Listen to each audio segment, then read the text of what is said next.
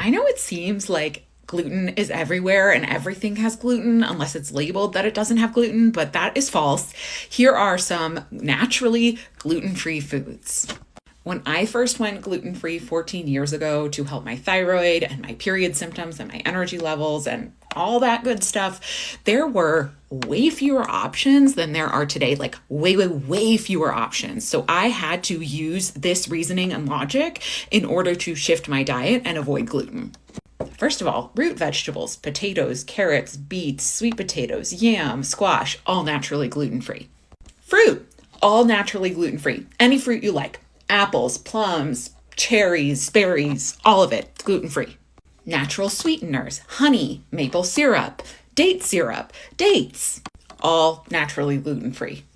And then there are plenty of grains that are also naturally gluten free.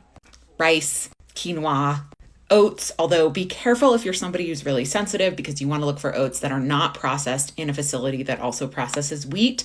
And ideally, you want to look for organic, so you're reducing your exposure to things like glyphosate. There are also plenty of other grains that you may not have ever heard of that are gluten-free, like amaranth, millet, and even one called sorghum.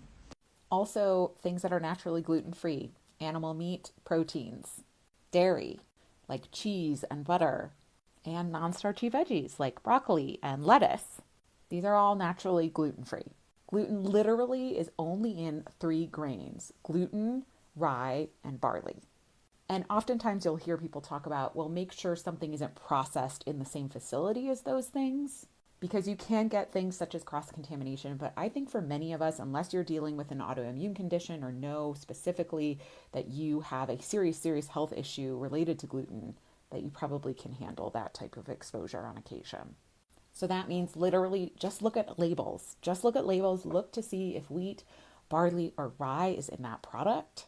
And yes, while they can masquerade under other names, they're typically somewhere on that label, or there's a warning on that label. Anything that's like just plain white flour, that's wheat.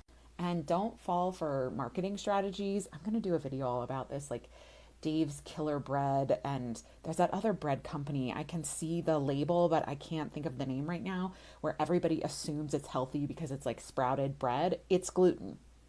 Hope that helps. For more info about the best dietary approach for gut and hormone health, check out my course, The Balanced Hormone Blueprint, at the link in my bio.